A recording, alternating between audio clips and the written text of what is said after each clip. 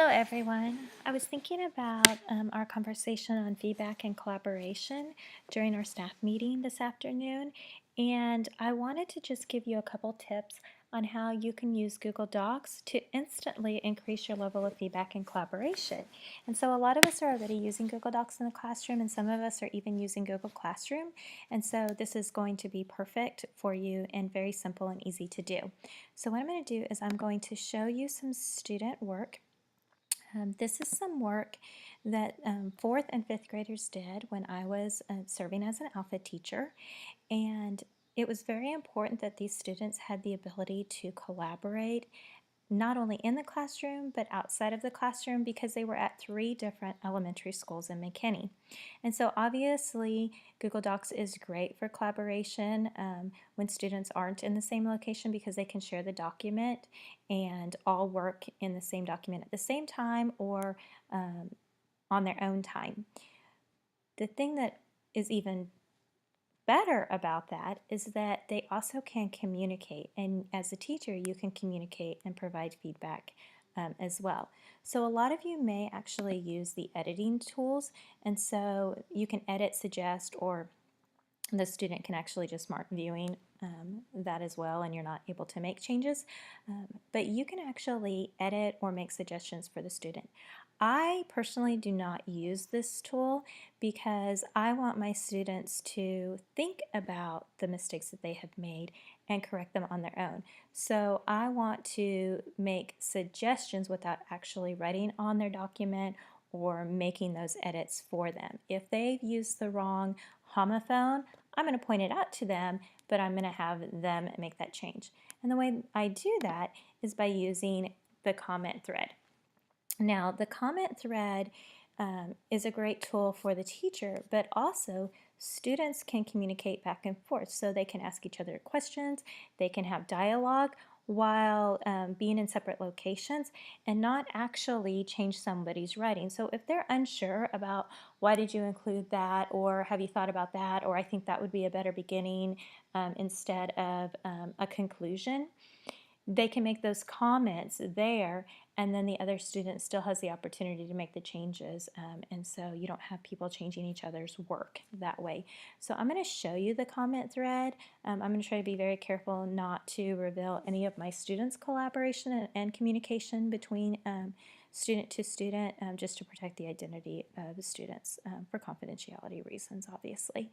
So you just click it, and you can see that my first comment that I made popped up, and you can see that there's a lot of stuff that I did today, and that was just so that I could have a long thread that I could show you without revealing the identity of the students. So this comment was originally made on November 9th of 2014, and the student actually had typed, one of the students had typed, anyways, back to cool gadgets. Well, this was for an Explore Vision competition put on by Toshiba, and it wasn't just some conversation piece that they were supposed to be having. This is really supposed to be a technical paper.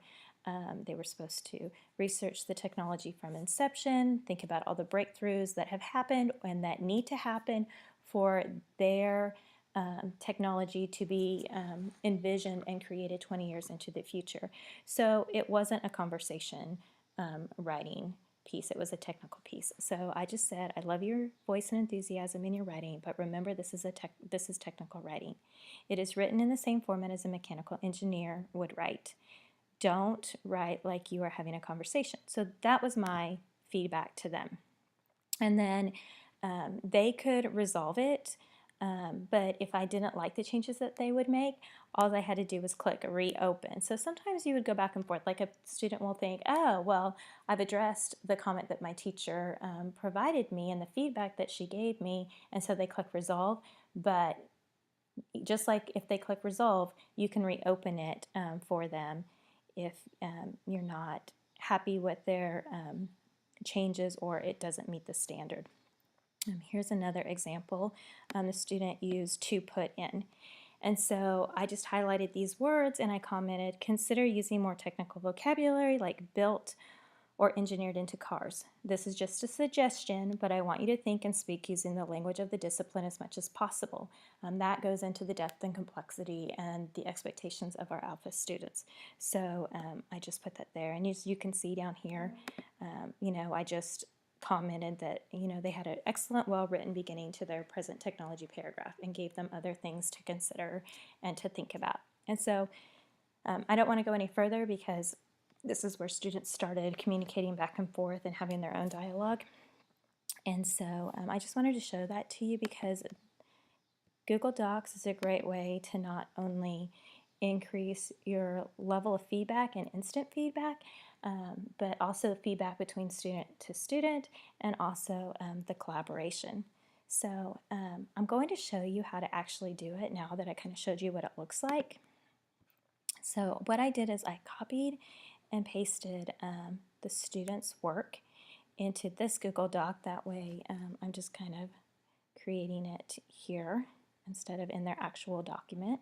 And so right here you can see that the student wrote, the cool thing about the system is that it can park the car at the push of a button.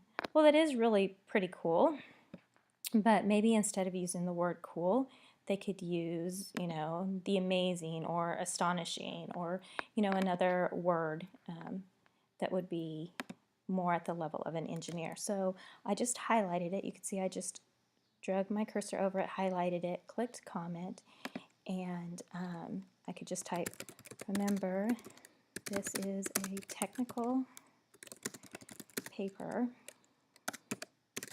Consider another word choice for the word cool.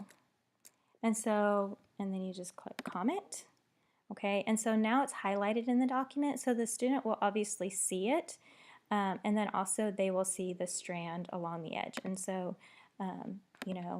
once if they would happen to resolve it, all you have to do is click the comments, and it will show up. So what I'm going to do is I'm actually going to show you what it looks like should a student be commenting. So I'm just going to actually switch accounts and pretend that I am a student. And so just pretend that I'm a student and I have just opened my document.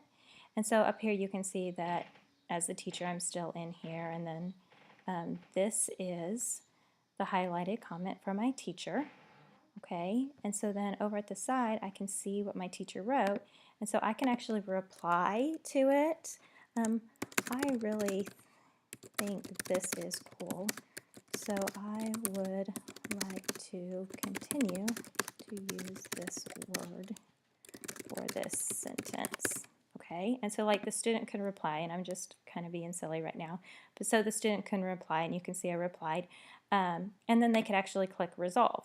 So then it goes away. Well, as a teacher, I can still go back into the comments, and I'm like, yeah, you may want to rethink that. No, I think you really should change it. And then I can also comment, I think you could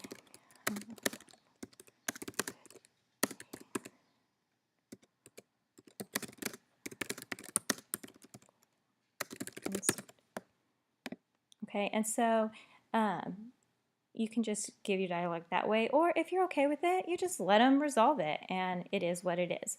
So you've given your feedback, you've given your suggestions, and the student has addressed them. So I'm going to switch it back to myself. Okay, and so you can see it's the same. And so it's just live and the conversation goes back and forth. Obviously, you're going to have conversations with your students about being respectful, proper communication and collaboration, and being positive and respectful of each other. I didn't have an issue with that, but obviously it's something that I address continually.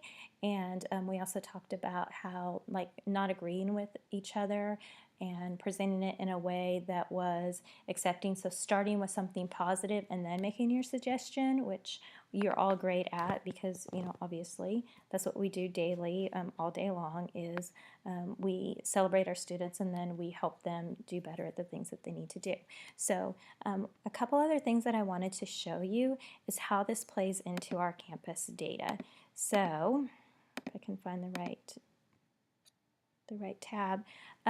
For the Clarity, the Bright Bites survey that we took, one of our areas that we need to work on is teacher use of technology, and this is based off of your guys' responses. And overall, we did an amazing job with our data, and that's actually what I was wanting to try to find to show you. As you can see, we scored proficient. And so obviously the area that we need to work on is our classroom use of technology for teachers and digital citizenship with students. But overall, we are exactly where we should be as far as like overall being proficient. And so in saying that, I don't want us to think that we're not doing a great job, but there's always areas for us to improve on. So one of the areas is collaboration, and that's how Google Docs can help us with this area. So teachers ask students to collaborate online with classmates.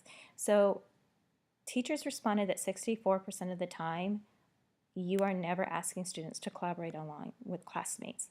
Google Docs is the perfect opportunity for you to do this and for us to lower that number and increase the at least weekly. So I challenge you to use Google Docs for student collaboration. Teachers ask students to collaborate online with teachers. So I think that this number is actually lower than 63% never, because a lot of you have students share your work with them and work back and forth. And so if you're communicating and going back and forth using Google Docs and working together on that live document, you are collaborating between student and teacher. So I do think that this number may not be accurate based on maybe the understanding of the question. Teachers ask students to collaborate online with students at other schools. This is something that I would really love for us to lower this number. We are 91% where we are not collaborating with other schools. Twitter's a great avenue for this. Google Docs is. Many of you have friends at other campuses and in other states, and I would happily help you set up opportunities for your students to engage in online collaboration that is meaningful, purposeful, and fits your curricular and instructional needs. So the other one that I wanted to talk to you about real quick, because I have you here, is, let me find it.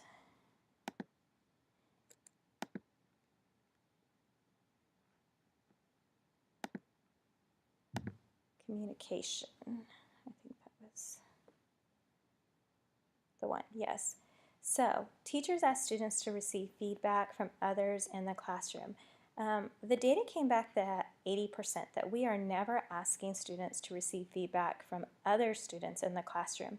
I also think that this number may be inaccurate because we use the ELM model, and the ELM model requires crits, and so if your students are doing crits, they're providing feedback. So I do think that this is possibly an inaccurate number. Teachers ask students to get feedback online from someone other than them. Okay, 70% said never, and I do think that this is probably accurate because, putting our student work online can be kind of scary, but that's where we have to make sure that we are teaching our students the digital citizenship, that we're modeling it, and there's lots of great ways that we can do this. Just for those of you who have Google Sites, if you just have a comment box and you're posting student work, parents can post comments there, and right there is an easy way to get feedback online from people other than you in the classroom or students in the classroom. Teachers ask students to use chat or video chat applications. 77% said never, okay? I can see that in the elementary school, but we have things like Google Hangout, And so those are methods that I'm happy to help you facilitate. Find experts for your students to communicate. We did some mystery Google Hangouts last year, and that was a lot of fun. So there are ways that we can improve that number, but we just have to be creative and think about how we can incorporate those into our lessons. And teachers ask students to use web tools to receive online information. I think this number also is inaccurate because a lot of you use class websites, a lot of you use Google Docs, and so I do believe that we do have a lower than 63% never, that we are asking students to receive online information. So I really see a lot of these areas where maybe we'll have a better understanding of what the survey is asking us, and as we move forward and we're intentional with our technology use with students and for production versus consumption, we will definitely see these numbers improve. So if you have questions or you need help using Google Docs for feedback or collaboration, just let me know. I am happy to help.